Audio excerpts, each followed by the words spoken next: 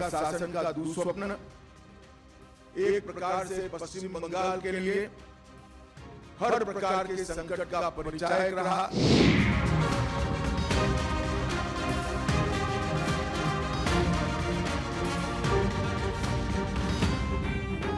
इस संकल्प पत्र के आधार पर चलने वाले हमारे अगले 5 साल भाजपा सरकार के बंगाल के विकास का रास्ता खोलेंगे।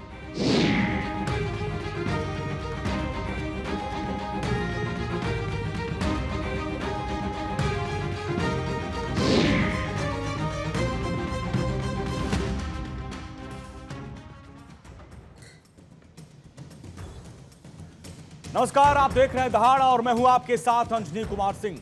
चुनाव तो होता ही है वादों का त्योहार, इरादों का इम्तिहान और नतीजों का इंतजार। पश्चिम बंगाल का भी कुछ ऐसा ही हाल है, जहां बीजेपी ने अपने वादों का पिटारा खोल दिया। 23 अप्रैल को होने वाले पहले चरण के मतदान से पहले गारंटियों और संकल्पों की सीधी टक्कर अब नजर आ रही है। एक दिन पहले प्रधानमंत्री नरेंद्र मोदी ने बंगाल की जनता को 6 गारंटी दी। ममता बनर्जी पहले ही अपने 10 वादों के जरिए अपनी सरकार के काम और भविष्य की योजनाओं का खाका पेश कर चुकी हैं।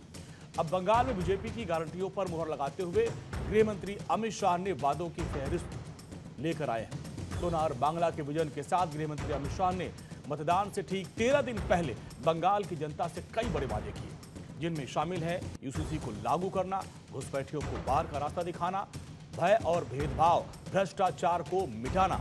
यानी बीजेपी का सीधा हमला अब टीएमसी की सरकार पर है और सामने टीएमसी की तरफ से किए गए तमाम वादे हैं।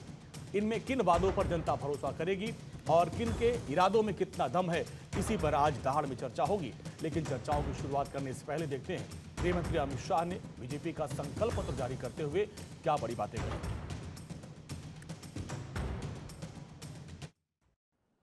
भारतीय जनता पार्टी शासित कई राज्यों ने common civil code, uniform civil code लागू किया है। हम 6 माह के अंदर ही बंगाल के अंदर यूसीसी को लागू कर कर सभी नागरिकों के लिए एक ही कानून बंगाल में हो, वो सुनिश्चित करेंगे। मैं पश्चिम बंगाल की जनता को भरोसा दिलाना चाहता हूं, एक बार पूर्ण बहुमत की भारतीय जनता पार्टी की सरकार बनाइए। हम डिटेक्ट, डिलीट और डिपोर्ट ये पॉलिसी के तहत चुन कर एक एक घुसपैठियों को बंगाल के बाहर निकालने का काम करेंगे और बंगाल और देश को सुरक्षित करेंगे। ममता दीदी ने पूरे 3 टर्म भय, भेदभाव और भ्रष्टाचार, ये तीनों चीजों को प्रस्तापित करने में लगाया है। आज की दहाड़ शुरू करने से पहले उन सवालों का रुख कर लेते हैं जिनके इर्द गिर्द आज की चर्चा रहने वाली है। और सवाल ये कि बीजेपी के वादों का पिटारा खुला, किसको क्या मिला? 3 श्वेत पत्र, 15 संकल्प, बंगाल में बीजेपी बनेगी विकल्प। भय, भेदभाव, भ्रष्टाचार, बंगाल बदलाव के लिए तैयार है। और चुनाव की जारी तैयारी, किसके वादे पड़ेंगे भारी? यूसीसी के वादे से पश्चिम बंगाल में एकजुट होगा हिंदू वोटर? ये वो सवाल है जिसी पे हम सवाल करेंगे। हमारे साथ कई खास मेहमान जुड़ रहे हैं। हमारे साथ जुड़ रहे हैं ऋषभ तिवारी, प्रवक्ता बीजेपी के, ईशान त्यागी, प्रवक्ता कांग्रेस के हैं। इसके अलावा सूर्य मैथिल जी हैं, राजनीतिक विश्लेषक हमारे साथ जुड़ रहे हैं। और टीएमसी के भी हमारे साथ प्रवक्ता जुड़ेंगे, मोहम्मद एहतेशामुल हक जी जुड़ेंगे। लेकिन सबसे पहले ऋषभ जी आप ही के पास आएंगे। टफ लड़ाई है या जिस तरीके से पिछले 15 दिन से डेरा डाल रखा है गृहमंत्री अमित शाह और प्रधानमंत्री मोदी लगातार ताबड़तोड़ रैलियां कर रहे हैं, इस बार सत्ता परिवर्तन दिख रहा है? और दिख रहा है तो आपको क्या उम्मीद है और किन वादों के साथ आपको लगता है कि बंगाल की जनता आप पर भरोसा करेगी? सबसे पहले भारत 24 का धन्यवाद इस महत्वपूर्ण विषय पर चर्चा में आमंत्रित करने के लिए। पार्षद का भी इलेक्शन होता है या 3 टायर नगर पंचायत का भी इलेक्शन होता है, भारतीय जनता पार्टी उसे टफ मानती है। टफ इसलिए मानती है क्योंकि छोटे छोटे माध्यम से जनता का विकास करने के लिए हम कटिबद्ध हैं और हम इसके लिए हर चुनाव को महत्वपूर्ण रूप से लड़ते हैं। तो पहला तो विषय ये है। दूसरा, भारतीय जनता पार्टी सोनार बंगले के सपने के साथ एक रचनात्मक संकल्प पत्र लेकर आई है। और वो मैं इसलिए कह रहा हूं कि रचनात्मक कहने का विषय केवल योजनाओं के भंडार को बताना, बल्कि उन पहलुओं को छूना जिसको ममता बनर्जी की सरकार ने केवल भ्रष्टाचार, तुष्टीकरण, सत्ता की सुख नीति के कारण दरकिनार रखा। अगर नॉर्थ बंगाल की बात लेते हैं, उनके एमएलए अगर वहां कम आते हैं तो नॉर्थ बंगाल में चाय बागान जो पुराने बंद पड़े वो चल कैसे पाए, इसकी चिंता उन्होंने नहीं की। यूनिवर्सिटीज देने की चिंता नहीं की, वहां पे शिक्षा मॉडल बढ़ाने की चिंता नहीं की। नॉर्थ बंगाल में 1 महीने मैंने भी बिताया था चुनाव के दरमियान, पिछले बार 2021 का भी। मैं आपको बताता हूं, चाहे मदारी हाट हो, चाहे आपका अलीपुर द्वार हो, वहां पे जो स्थिति और परिस्थिति बनी हुई थी और अब जो बनी हुई है, भारत सरकार के कुछ योजनाओं के कारण सुधार आया है। दूसरी बात, महिलाओं की सशक्तिकरण के लिए चाहे 3,000 देने की बात हो, चाहे दुर्गा टास्क फोर्स बनाने की बात हो, हर पहलू को इस संकल्प पत्र में छूने का काम किया गया है और हम योजना के तहत उतरेंगे। और बेशक एक मुद्दा है भ्रष्टाचार, एक मुद्दा है तुष्टीकरण, एक मुद्दा है घुसपैठिया, उसको तो कतई नहीं छोड़ सकते। अगर उसमें किसी को दिक्कत है तो वो राजनीति छोड़ दे, लेकिन भारतीय जनता पार्टी ये मुद्दा उठाएगी और सीना ठोक कर उठाएगी। तो देखिए, ये उनके मुद्दे हैं जिसके जरिए जनता के बीच जा रहे शांत त्यागी। लड़ाई बीजेपी कह रही भाई टीएमसी और बीजेपी के बीच लड़ाई है, ऐसे में कांग्रेस कहां है और कांग्रेस को क्या लगता है कि लड़ाई में वो कितने अपने आप को मजबूत पा रहे हैं? अंजनी भाई, सबसे पहले तो आपके सभी दर्शकों को मेरा नमस्कार और सभी पैनलिस्ट को मेरा नमस्कार। अंजनी भाई, कांग्रेस इस बार 2026 में एकला चलो रे की पॉलिसी पे है।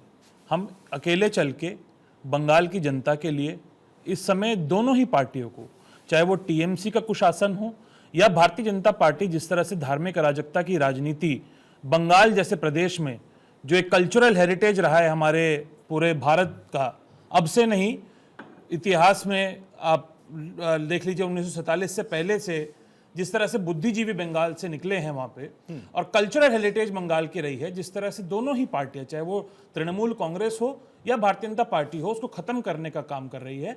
तो दोनों का विरोध हम कर रहे हैं और दोनों को हम जनता के सामने दोनों को ही उजागर करने का काम कर रहे हैं। आप ये देखिए, बंगाल में जिस तरीके से पिछले 15 सालों में करप्शन बढ़ा है, भ्रष्टाचार इस समय चरम सीमा पे है बंगाल में। आप ये देखिए, बंगाल में इस तरह में जो इस समय जो बेरोजगारी दर है वो सबसे ज्यादा है। आप ये देखिए, बंगाल में महिलाएं, आपने देखा होगा आरजी कर में जिस तरीके से कुकृत्य हुआ था एक एमबीबीएस स्टूडेंट के साथ, और ममता सरकार का क्या रवैया रहा था उस पे, हम उसका खिलाफत करने का काम कर रहे हैं। आप ये देखिए किस तरीके से बंगाल में बात करते हैं, हमारे यहाँ पे साथी बैठे हुए हैं भारतीय जनता पार्टी के ऋषभ तिवारी जी, ये बात करते हैं कि घुसपैठिए घुस रहे हैं बंगाल में। आप ये बताइए, 15 दिन से वहां कैंप करे बैठे हैं अमित शाह, देश के गृह मंत्री हैं, क्या अभी भी 15 दिनों में भी घुसपैठिए घुसे हैं कि नहीं घुसे हैं? ये भी तो बताइए। आपकी 12 साल से सरकार है केंद्र में, 15 साल से ममता जी की सरकार है केंद्र में, तब भी घुसपैठिए अगर घुस के आ रहे हैं, और 50 किलोमीटर तक की जो बॉर्डर की फेंसिंग, जो सीमा की सुरक्षा होती है, वो बीएसएफ के हाथ में है, जो कि केंद्र की एजेंसी है। अगर तब भी घुसपैठिए घुस के आ रहे हैं, उनके आधार कार्ड बन रहे हैं यूआईडीएआई से बन रहे हैं, जो कि मीटी के अंतर्गत आता है, जो कि केंद्र सरकार का मंत्रालय है। हाँ। तो शर्मनाक बात है केंद्र सरकार के लिए भी और पश्चिम बंगाल की सरकार के लिए भी। अब आइए तीसरी बात पे। कांग्रेस पार्टी इस बार, हमारा जो मैनिफेस्टो है वो बड़ा महत्वपूर्ण मैनिफेस्टो है और बड़ा डिफाइनिंग होगा बंगाल के चुनाव में। हम 2,000 रुपए प्रति महीना दुर्गा सम्मान निधि के तहत महिलाओं को देंगे। फ्री एजुकेशन मिलेगा महिलाओं को पोस्ट ग्रेजुएट लेवल तक। छोटा सा उसके बाद अभी एक दूसरी एक हमारी जो स्वास्थ्य को लेकर स्कीम है, विधान हेल्थ केयर कार्ड बनेगा लोगों को और 10 लाख तक का मुफ्त इलाज लोगों को वहां पे मिलेगा। तीसरा सबसे महत्वपूर्ण स्कीम जो है युवाओं को लेके, क्योंकि बंगाल में स्किल डेवलपमेंट के नाम पे और यूनिवर्सिटीज खोलने के नाम पे कोई काम नहीं हुआ पिछले 15 सालों में, ना केंद्र की बीजेपी भी यही कह रही है और ना स्टेट यूनिवर्सिटी वहां पे कह रही है। तो हम स्किल डेवलपमेंट के माध्यम से लोगों को रोजगार, बच्चों को रोजगार देने का हम काम करेंगे और उनको इंटर्नशिप्स प्रोवाइड करने का काम करेंगे। ठीक है। आप भी देखिए, दोनों ही पार्टियों ने, इन्होंने भी वादा किया था, भारतीय जनता पार्टी ने भी, भाई हम 2 करोड़ रोजगार देंगे प्रति वर्ष। उसमें से बंगाल का शेयर कहां चला गया? उस पे देखेंगे, उस पे आप ही देखिए बंगाल पे कर्जा कितना बढ़ गया, उस पे मैं सवाल पूछता हूं हमारे हमारे यहाँ पे उसके बाद ऐसे शुरू होगा, लोग फिर बैठे हुए हिमाचल हैं। में जो आपने वादे किए उस पर भी हम बात कर लेंगे, लेकिन हाँ अभी बिल्कुल बात अभी करेगा हमारे उस पे साथ भी, टीएमसी अभी हमारे बात साथ करिएगा TMC उस पे भी कि जो हाँ, 3,000 रुपए का TMC वादा के कर जो रहे नेता हैं, हैं दिल्ली में एक वो भी साल जो हो गया है, उनको सरकार भी बने चर्चा में शामिल करे थे। मोहम्मद एहतेशामुल भाई है, मोहम्मद एहतेशामुल साहब जी, बहुत बहुत स्वागत है आपका। इस बार क्या लगता है खेला होगा, या जिस तरीके से अमित शाह ने कहा कि इस बार जो मानुष की बात करती है बीजेपी, माँ माटी मानुष की बात करती है, उसमें दीदी सिर्फ जो है अब तो मुसलमानों की बात कर रही है। एम फैक्टर ज्यादा हावी हो गया आप लोगों का, और इस बार भ्रष्टाचार का हिसाब होगा और सरकार जाने वाली है, ये बीजेपी की तरफ से कहा जा रहा है। किन वादों के सहारे आप एक बार फिर से सत्ता में आना चाहते हैं? जनता आप पर भरोसा क्यों करे? अंजनी कुमार जी, सबसे बड़ी ये बात है कि भारतीय जनता पार्टी सपना देख रही है कि हम पश्चिम बंगाल में सरकार बनाएं। सपना देखने का अधिकार सभी पार्टी को है, सभी लोगों को है, लेकिन पश्चिम बंगाल में इनकी सपना साकार नहीं होगा। इसलिए हम लोगों ने यहाँ की जनता, यहाँ के आवाम के लिए 90 से ज्यादा योजनाएं की हैं, और हमारी जो यहाँ हमारी नीति का कहना है स्पष्ट रूप से, देखिए भारतीय जनता पार्टी किस हिसाब से डर्टी पॉलिटिक्स करते हैं, उस हिसाब से हमारी पार्टी, हमारी मुख्यमंत्री ममता बनर्जी, हमारी टीएमसी की पार्टी इस तरह की राजनीति नहीं करते हैं। हमारी नीति का कहना है कि धर्म सबका जुदा जुदा, उत्सव हम सबका। आपको बता देता चलो कि हम लोग देखिए बड़ा दिन से लेकर के, ईद से लेकर करके, छठ से लेकर करके, दशहरा से लेकर के, दुर्गा पूजा से, जितने भी हमारे त्योहार सभी जाति, सभी वर्ग, सभी समुदाय के हैं, हम लोग एक साथ मनाते हैं और हम लोग सभी वहां पार्टिसिपेट करते हैं, हिस्सा लेते हैं। वजह है कि हमारी नीति का ये भी कहना है कि धर्म सबका जुदा जुदा, उत्सव हम सबका। लेकिन भारतीय जनता पार्टी यहाँ हिंदू मुसलमान की राजनीति करते हैं, और समझ लिए कि इस हिसाब से बात करते हैं। देखिए जहां भारत का इकलौता एक राज्य पश्चिम बंगाल है जो सेकुलर बंगाल कहा जाता है, यहाँ कभी भी जाति के आधार पर, चाहे इससे पहले 34-35 साल हुकूमत अगर सीपीएम कर रहा हो, यहाँ कभी भी जाति के आधार पर वोट होता, डेवलपमेंट के आधार पर होता। और हम लोगों ने यहाँ के लोगों के लिए इतना विकास किया है कि मैं बता नहीं सकता हूँ। नहीं, बता दीजिए, थोड़ा सा जान जाए भाई, आप बता नहीं पाएंगे तो फिर कैसे विकास किया आपने? कुछ 2-4 योजनाएं गिना दीजिए। अभी देखिए ऋषभ भाई भी बोल रहे हैं, शान भाई भी बोल रहे हैं, आपने कोई विश्वविद्यालय नहीं बनवाया, ना कोई आपने लघु उद्योग लगवाए, और आप कह रहे हैं हम बता ही नहीं पाएंगे। हजारों कंपनियां, एक बार सुन ले भाई, एक सेकंड एक बार सुन ले, उनको हजारों, एक बार पूछ लीजिएगा, सवाल भी उनसे, वो बता रहे हैं जी विकास गिनवा दीजिए। हजारों कंपनियां एहतेशाम उलग जी बंगाल छोड़ के चली गई। पहले राउंड में कंपनियां जी ईशान भाई युवाओं को नौकरी देती हैं जी, पहले राउंड में एक बार उनको सुन लेते हैं, क्या क्या विकास हो जरा बता दीजिए। अरे सर, आप ईशान जी आप बोल लेते, मैं सुनना था सर। नहीं, बोलिए सुनने की क्षमता रखिए। टाटा का आपको याद एक बार होगा सुन प्लांट लीजिए, एक बार सुन बनेगा सिंगूर में, एक बार सुन लीजिए, अगले राउंड में फिर हम लोग क्रॉस करेंगे जी। टाटा का एक बार जरा सुन लेते हैं क्या विकास किया जी, गाड़ी बनाने जी का, उसका क्या हुआ पूछिए इनसे जी, बोलिए। आज जनता को याद है वो जनता सब? पार्टी का जो समझ लिए कि घोषणा पत्र आया है, हाँ। उन्होंने कहा कि हम महिलाओं को 3,000 देंगे, हाँ। लेकिन आज पिछले 5 साल से लगातार हम 2 करोड़ महिलाओं को लक्की भंडार के रूप में 1,500 से लेके 1,700 रुपए दे रहे हैं। हमारे यहाँ पूरे पश्चिम बंगाल में हर एक परिवार को 5 लाख का समझ लिए बीमा जो है हेल्थ कार्ड के नाम पे समझ लिए तमाम लोगों को है। और जो भी हमारी बच्चियां समझ लिए स्कूल जाती है, उनकी ड्रेस से लेके, जूता से लेके, साइकिल से लेके तमाम गवर्नमेंट ऑफ वेस्ट बंगाल। लेकिन एहतेशामुल भाई आप बताए नहीं कि जो विकास आपने किया करे, हम बता नहीं पाएंगे, जरा बता दीजिए, कुछ तो बता दीजिए, 2-4 पॉइंट, जिससे फिर आगे हम चले, आगे बढ़े। हमारे दो मेहमान और हैं। मैं पहले इधर की बात ये कर लूं स्पष्ट रूप से कि हमने योजनाएं जो की है, सबसे बड़ी बात है भारतीय जनता पार्टी का जो आज घोषणा पत्र आया है उसमें भरोसे की नहीं है। भारतीय जनता पार्टी और भरोसे की बात करें, कभी भी हम लोग विश्वास नहीं करेंगे। आज तक हिंदुस्तान के देश के लोगों को 15 लाख रुपया नहीं मिला। आज तक 25 वर्ष के हिसाब से चिट्ठी लिख कि 15 लाख। ठीक है, अभी आपने अपने विकास कामों गिनवा नहीं पाए। अब हमारे पास 2 और मेहमान हैं जी। नहीं, आप कहाँ गिनवा पाए? आपने अभी बोला ना कि आपने कहा कि हमने इतना विकास किया कि हम बता नहीं पाएंगे। हमने कहा 3 पॉइंट बता दीजिए, इसके बाद हम सूर्य कुमार मैथिली जी के पास जाएंगे, और एक वरिष्ठ पत्रकार विपिन शर्मा जी भी जुड़ गए हमारे डिबेट में। जल्दी से 3 विकास काम बता दिए, इसके बाद मैं चलता हूं सूर्यमती के कहां पास। से बताएंगे वो एक मिनट बेचारे? जी, विकास ही विकास हुआ है भारतीय जनता वही तो पार्टी काफी का में मामला क्या? है। तीन ही काफी पॉइंट में पूछ रहे हैं। कॉफी, ब्लैक कॉफी, इससे तो है, एक क्या? आवंटन काफी किया लोगों मतलब? के लिए। आज जो हमारे यहाँ बेकार है उसको 1500 से लेकर के 3000 रुपया ये विकास है। लोगों को दे रहे हैं। चलिए, ठीक और है। इतनी इंडस्ट्री लगी है। मुझे लगता है कि अभी आपको याद ही नहीं आ रहा कि आपने क्या विकास काम किया है। सूर्य कुमार मैथिल के हमारे साथ है, राजनीतिक विश्लेषक, और भी मेहमान है, उनको जोड़ लेते हैं, इसके बाद फिर क्रॉस होगा। सूर्य कुमार मैथिल जी, बंगाल की लड़ाई इस बार बड़ी दिलचस्प दिख रही है। बीजेपी और टीएमसी सीधे आमने सामने की फाइट कर रहे हैं, लेकिन कांग्रेस भी अपने आप को इस लड़ाई में बराबर को देख रही है और कह रहे हैं कि हमारा जो घोषणा पत्र है सबसे अलहदा है और हम इस बार बहुत अच्छी लड़ाई लड़ रहे हैं। धन्यवाद। पहले तो आपको और पूरे देश को भारत माता की जय, वंदे मातरम, और सभी बंगाल के मेरे निवासियों को शत शत नमन। अब देखिए, माँ माटी मानुष की बात करते करते आज टीएमसी के नेता गिना नहीं पा रहे कि उन्होंने माँ माटी मानुष के लिए क्या किया, लेकिन माँ माटी मानुष से मोमीन, मारकाट और मक्कारी तक पहुंच गई इस पार्टी। आप देखिए बंगाल के अंदर स्थिति कितनी भयावह है। बंगाल देश का अकेला ऐसा राज्य है सीमावर्ती जहां पर कि केंद्र सरकार 7-7 बार लेटर लिखती है और केंद्रीय सुरक्षा बल मांगते हैं उनसे जमीन कि भैया हमको जमीन दे दो, हम फेंसिंग कर ले ताकि इस देश में घुसपैठिए ना घुसे। लेकिन 235 किलोमीटर की सड़क जमीन ये ममता सरकार उनको नहीं देती, जबकि कलकत्ता हाईकोर्ट लगातार फटकार लगा रहा है।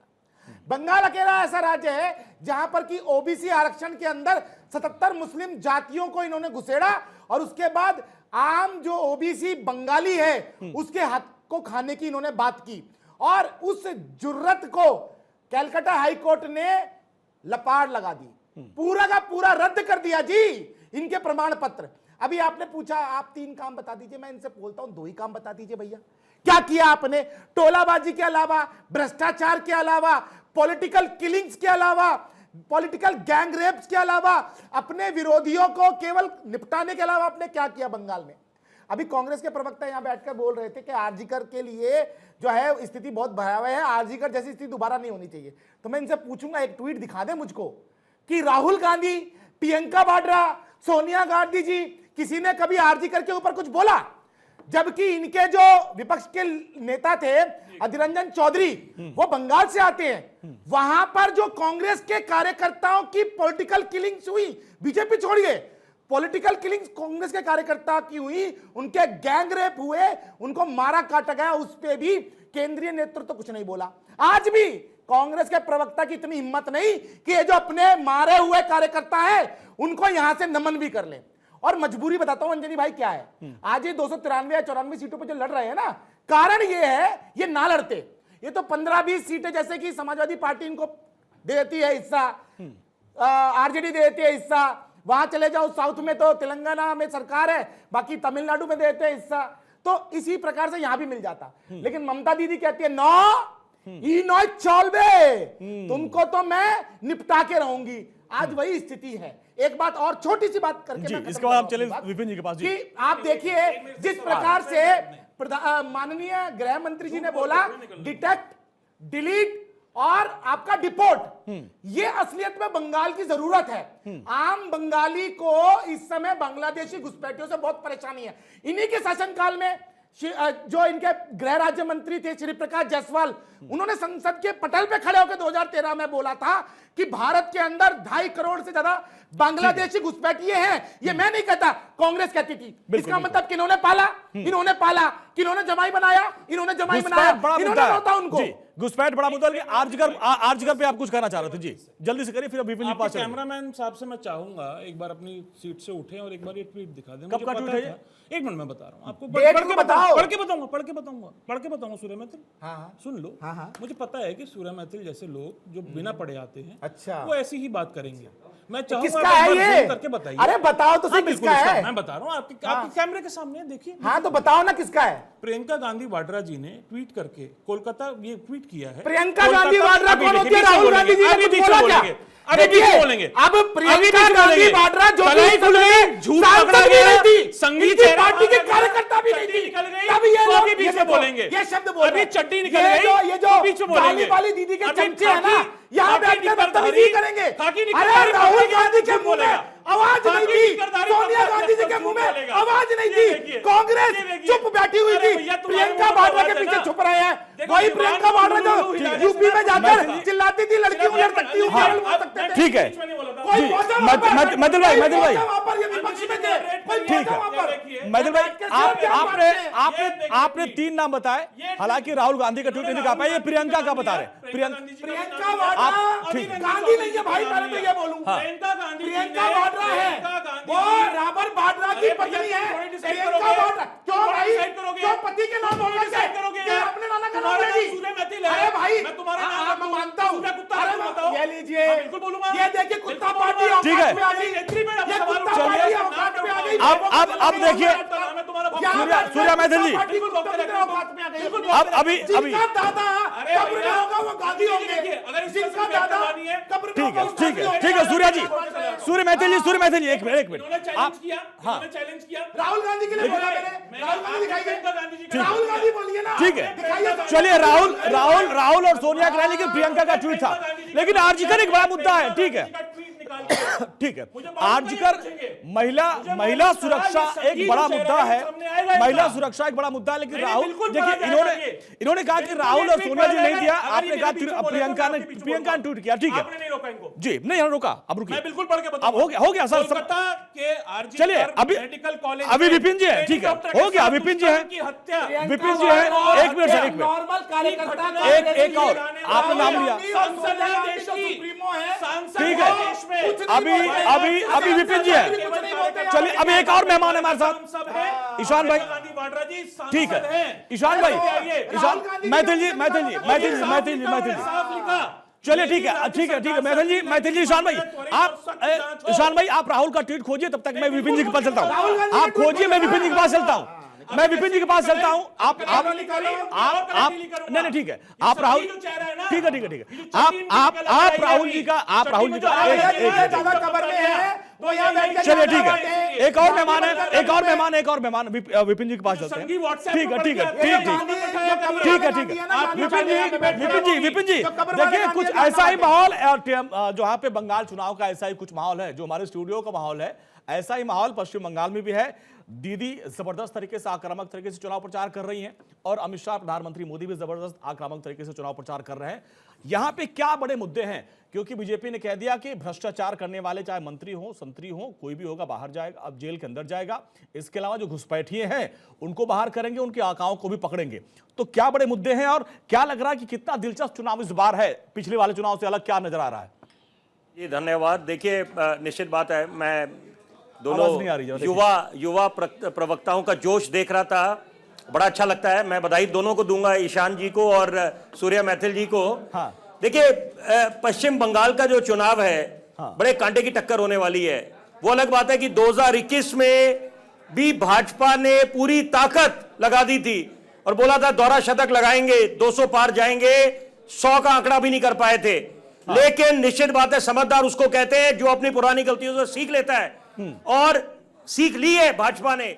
और यहां पर खुद क्योंकि मोर्चा संभाल रखा है, वर्तमान के दौर में 21वीं सदी के जो चाणक्य हैं अमित शाह ने, और रणनीतिकार हैं, महारत हासिल है, तो यहां पर यह उम्मीद करी जा रही है कम से कम, देखिए मैं सारे विचार संक्षेप में रखूं उसके पहले यह उम्मीद रखता हूं बतौर पत्रकार, और क्योंकि मैं इस देश का नागरिक हूं और भले ही पश्चिम बंगाल का वोटर नहीं हूं, लेकिन उनके दृष्टिकोण से समझिए, संवेदना दिखानी चाहिए कि कम से कम जो खूनी बवाल देखने को मिला था 2021 में, वो कम से कम दोहराया ना जाए, पहली बात। दूसरी बात है, सिक्के के हमेशा दो पहलू होते हैं, तो यहां पर पहली बात अगर करी जाए कि टाइमिंग को लेकर अगर सवाल उठाए जा रहे हैं, बोला जा रहा है SIR की जो प्रक्रिया है, और यहां पर 91 लाख अगर वोटर्स का एक्सक्लूशन हुआ है, तो वो कितना गंभीर मुद्दा है, क्योंकि यह बात समझने की आवश्यकता है कि एक तरफ जब हम बोलते हैं कि संविधान से देश चलेगा, निस्संदेह इसमें कोई दो मत नहीं है, लेकिन साथ साथ यह भी समझने की आवश्यकता है कि जो एपेक्स कोर्ट है, माननीय सर्वोच्च न्यायालय ने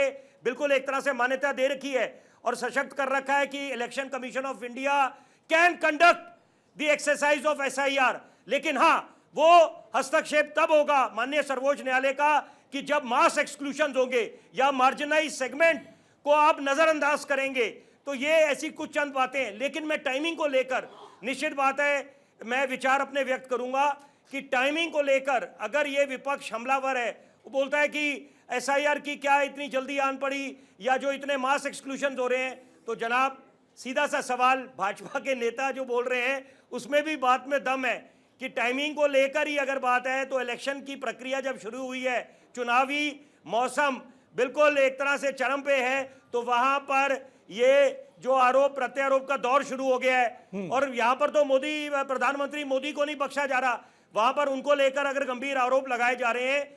जनता जनार्दन होती है, समझदार है, जनता को सब समझ आता है कि किस चीज से प्रेरणा मिली जा रही है और क्या ये सही प्रोपागेंडा है या फेक प्रोपागेंडा है। मुझे लगता है मंथन सारे राजनीतिक दलों को करना चाहिए और ईशान जी बैठे हैं, बड़े सुलझे हुए, बड़े वरिष्ठ प्रवक्ता हैं।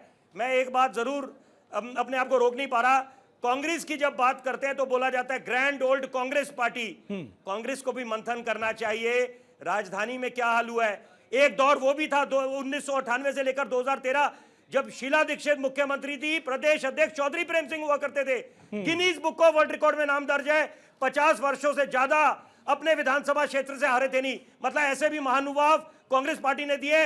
आज वो सूरत हाल है, कांग्रेस पार्टी अपना खाता नहीं खोल पाई, इतने चुनाव हो गए हैं। और वही बात पश्चिम बंगाल में कि आप लोग कहां पर खड़े हैं, क्योंकि 2021 वाला ही ट्रेंड रिपीट हो रहा है कि कहने को वाम दल भी है, कांग्रेस भी है, लेकिन सीधी टक्कर तस्वीरें खड़गपुर की दिखा रहे हैं जहां पर गृहमंत्री अमित शाह तो मंथन करना चाहिए कि क्या कारण है। हेडलाइन का वक्त होगा, हेडलाइन के बाद में आऊंगा। जो बड़े मुद्दे हैं, जो ज्वलंत मुद्दे हैं जिस पर आपने इशारा किया, एसआईआर और घुसपैठ पर हम बात करेंगे, लेकिन ये तस्वीर हम आपको दिखा रहे हैं कि किस तरीके से गृहमंत्री अमित शाह का रोड शो, वहां पे आप देखिए भीड़ तो भारी है और इसी भीड़ को देखकर बीजेपी वाले काफी उत्साहित भी हैं। ऋषभ तिवारी भी काफी खुश नजर आ रहे हैं और गृहमंत्री अमित शाह भी काफी उत्साहित है कि जनता भीड़ जितनी रैलियां उसमें जनता जुट रही है, लेकिन क्या ये वोटों में तब्दील हो पाएगा। हालांकि हमने देखा था 2 से 71 तक पहुंचे थे, लेकिन अब जो है उससे क्या सीख मिली है और एसआईआर जो जिसमें जो वोट कटे हैं, जो नाम हटे हैं, वो कितनी बड़ी भूमिका निभाएगा।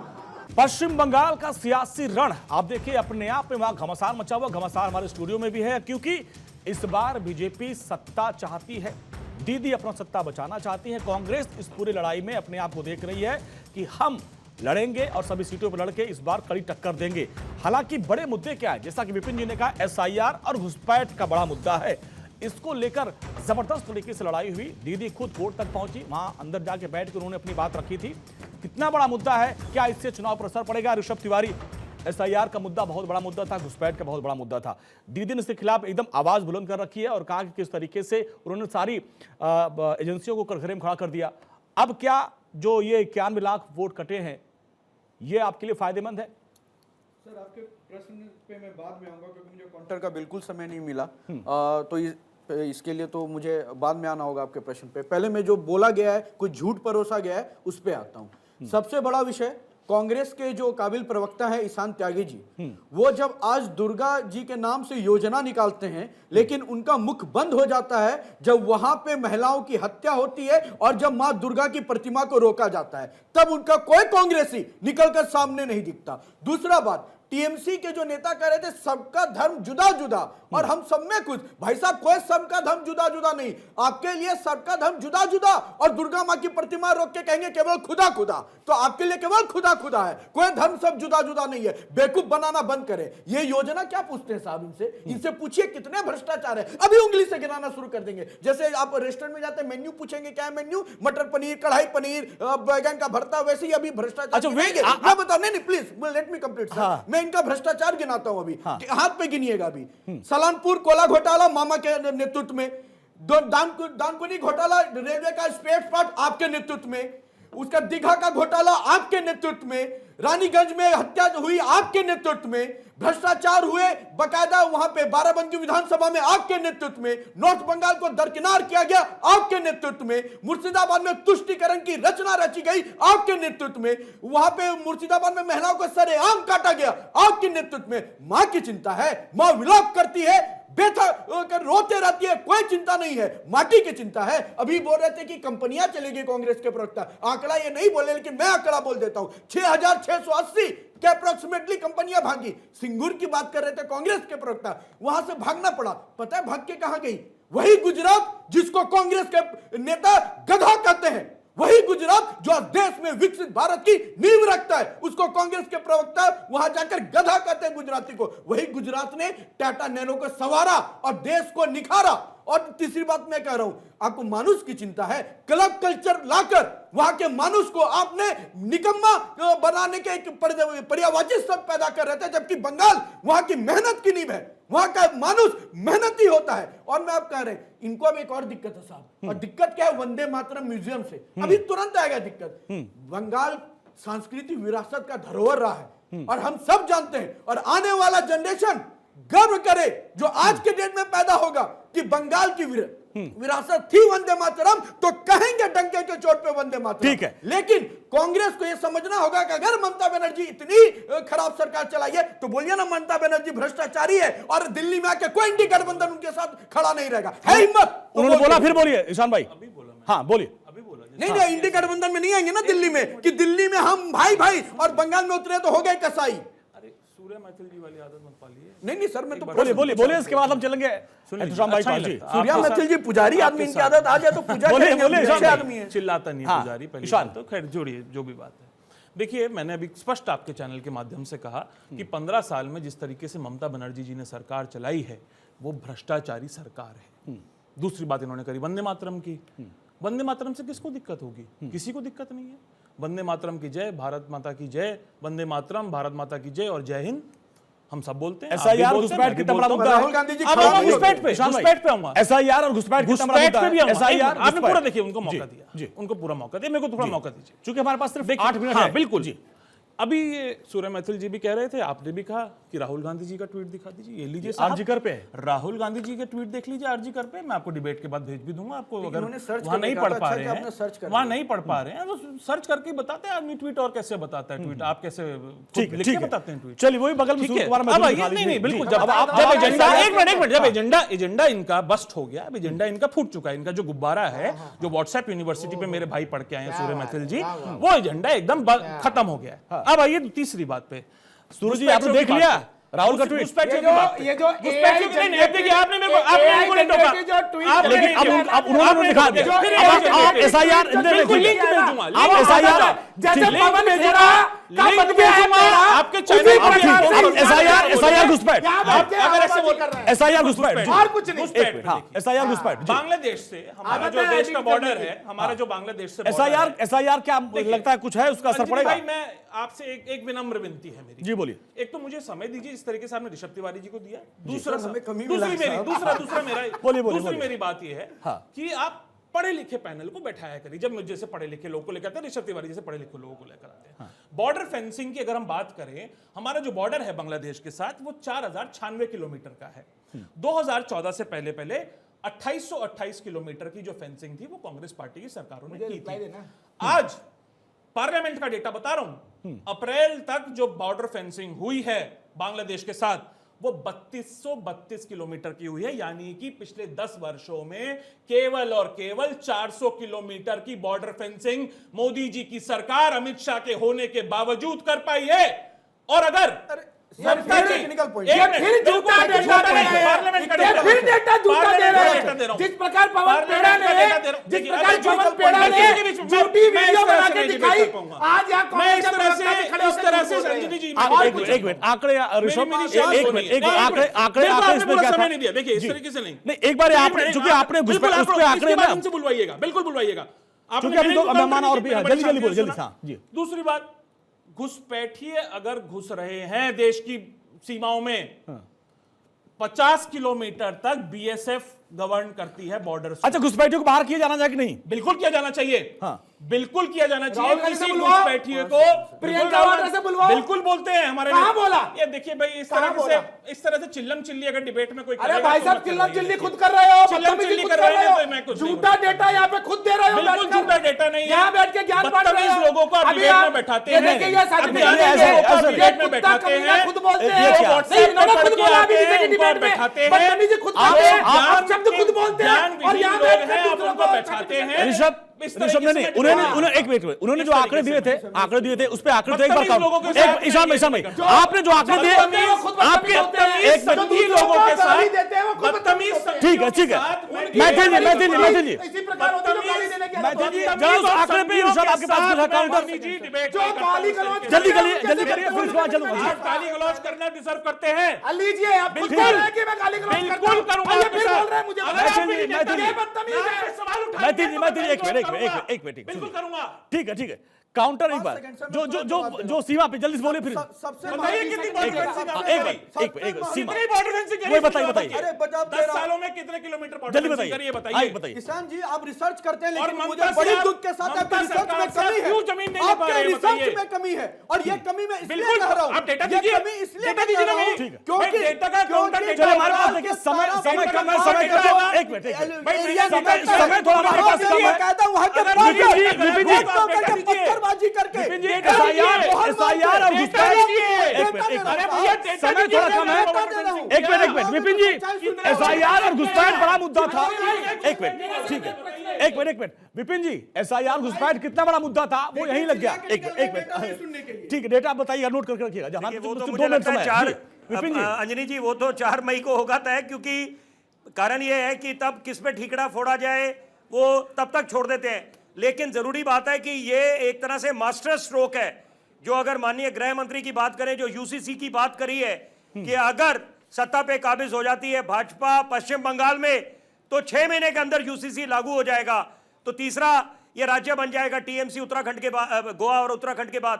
तो इसके अपने मायने ये कितना जनता तक बात पहुंचती है, कितनी अपील करती है, देखिए वो तो तब फैसला होगा जब 2 चरणों में चुनाव होगा। लेकिन उससे भी ज्यादा जरूरी है कि जब बात करते हैं मां माटी मानुष की, अमर सोनार बांग्ला की और सबसे बड़ी बात है असली परिवर्तन की, तो बंगाल की जो जनता बड़ी प्रबुद्ध है, वो बड़े सपने संजो के बैठी है, वो चाहती है हमारे पास देखिए 1.5 मिनट का है आपको देखिए एहतसाम भाई आपके पास 50 सेकंड में आपको जवाब देना है। SIR का मुद्दा कितना बड़ा है और यूसीसी की जो बात बीजेपी कर रही, क्या लगता है कि जो वोट बैंक जिसपे आप लोग पूरा दाव खेलते हैं उस पर कोई असर पड़ेगा? देखिए उनकी सरकार बनेगी तब ना, ये एक बात स्पष्ट रूप से कहना चाहता हूँ कि उनकी सरकार सपना वो देखना छोड़ दे। और जो अभी ऋषभ जी जिस हिसाब से बात कर रहे हैं कि बंगाल जो है संस्कृति का धरोहर है, लेकिन उनके नेता हमारे आदरणीय प्रधानमंत्री जी क्या कहते हैं? क्या कहते हैं? बंकिम दा इतने बड़े विद्वान को बोलते हैं बंकिम दा। हमारे होम मिनिस्टर आदरणीय ठीक है हमारे चलिए चूंकि हमारे पास समय है मैथिल जी 20 सेकंड में कंक्लूजन 20 सेकंड में देखिए अभी इन्होंने वंदे मातरम बोला, भारत माता की जो बोली, बड़े मुझे अच्छा लगा। लेकिन मुझे एक वीडियो भाई हम भारतीय हैं, हम बोलते हैं सोनिया गांधी जी का सुनवा दीजिए। कांग्रेस पार्टी की हर मीटिंग में सबसे पहले वंदे मातरम होता है। एक वीडियो कांग्रेस पार्टी की हर मीटिंग में वंदे मातरम समय हमारे पास इतना ही था भैया संघी है, समय हमारे पास इतना ही था। देखिए ठीक है आप सभी मेहमानों का बहुत बहुत शुक्रिया, आप सभी मेहमानों का बहुत बहुत शुक्रिया। समय इतना ही था। देखिए जिस तरीके से स्टूडियो में आपने गामा-गामी देखी, यही गामा-गामी का माहौल पश्चिम बंगाल में है। वंदे मातरम यूसीसी SIR का बड़ा मुद्दा है और दीदी मां माटी मानुष की बात कर रही हैं। अब देखना ही होगा जनता किस पर भरोसा करेगी। और इसी के साथ बिहार में आज के लिए बस इतना ही। नमस्कार।